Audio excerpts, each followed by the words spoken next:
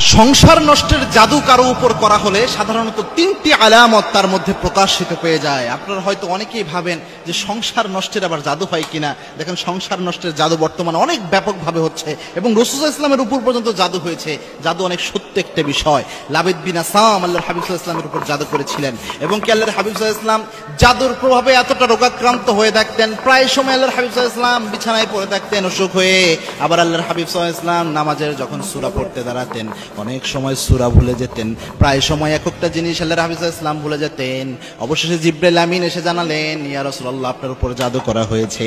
লাবিদ বিন আসাম তার উপর জাদু করেছিলেন। সুতরাং জাদু একটা সত্য বিষয়, আমাদের উপরে যে কেউ করে ফেলতে পারে। তিনটি আলামত যদি আপনি দেখেন তাহলে বুঝতে পারবেন যে হয়তোবা এমন জাদু করা হয়েছে। যেহেতু এক ভাই প্রশ্ন করলেন যে সংসার নষ্টের জাদু হলে কি কি হয়, তার মধ্যে এক নাম্বার যে আলামতটা সেটা হচ্ছে, যদি এমন দেখেন পারিবারিক জীবন পরিচালনার ক্ষেত্রে যে আপনার স্ত্রী নরম সরম মেজাজের মানুষ ছিল, অত রাগী মেজাজ বদমেজাজি মানুষ ছিল না, কিন্তু ওই স্ত্রী হঠাৎ করে কি যেন হয়ে গেল, অনেক বদমেজাজি হয়ে গেছে, কথা বললেই রেগে উঠে, যে কোনো কিছুতে রাগ করে, অনেক চিল্লাফাল্লা করে, এরকম আচরণ স্বাভাবিক তবিয়ত ন্যাচারাল যে মেয়েদের বৈশিষ্ট্য এটা থেকে বের হয়ে এসে অনেক রাগী মেজাজি হয়ে গিয়েছে, তাহলে বুঝতে পারবেন হয়তোবা এটা জাদুর প্রভাব হতে পারে, অথবা যে কেউ তাবিজ করতে পারে, এরকম কোনো কিছু হয়ে যেতে পারে।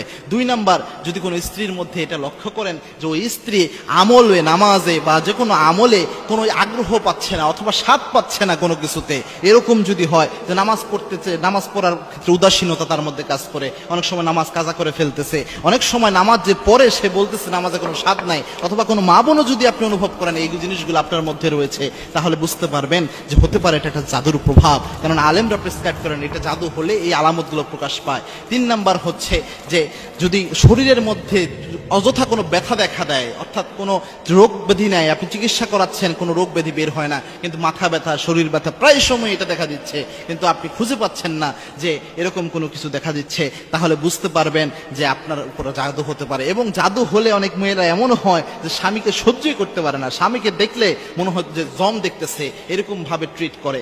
এরকম আচরণ যদি কোনো মেয়ের মধ্যে দেখেন তাহলে বুঝতে পারবেন জাদু করা হতে পারে। সেক্ষেত্রে কয়েকটা আমল রয়েছে, বিশেষ করে আয়াতুল কুরসির আমল তো অবশ্যই করবেন, 3 কুলের আমল অবশ্যই করবেন, সূরা বাকারার শেষ 3 আয়াত অবশ্যই পড়বেন, এরপরে সূরা হাসরের ওই আয়াতগুলো পড়বেন, এরপরে সূরা মুমিনুনের শেষ 4 আয়াত পড়বেন। এর পাশাপাশি একটা দোয়া সকাল সন্ধ্যা 3 বার পরে শরীরে ফু দিবেন। কোনো জাদু থাকলে আল্লাহ রাব্বুল আলামিন সেটা নষ্ট করে দিবেন। আল্লাহর হাবিব সাল্লাল্লাহু আলাইহি ওয়াসাল্লাম জানিয়েছেন, কোন ব্যক্তি যদি সকাল সন্ধ্যা 3 বার শুধু পড়তে পারে বিসমিল্লাহিল্লাযী লা ইয়াদুররু মা'a ইসমিহি শাইউন ফিল আরদি ওয়ালা ফিস সামা ওয়া হুয়াস সামিউল আলিম, আল্লাহর হাবিব সাল্লাল্লাহু আলাইহি ওয়াসাল্লাম বলেছেন এই দোয়াটা যদি কোনো ব্যক্তি পড়তে পারে ওই ব্যক্তির দায়িত্ব স্বয়ং আল্লাহ নিজ হাতে গ্রহণ করে নেয়। সুতরাং এই আমল করবেন, ইনশাআল্লাহ জাদু থাকলেও আল্লাহ রাব্বুল আলামিন নষ্ট করে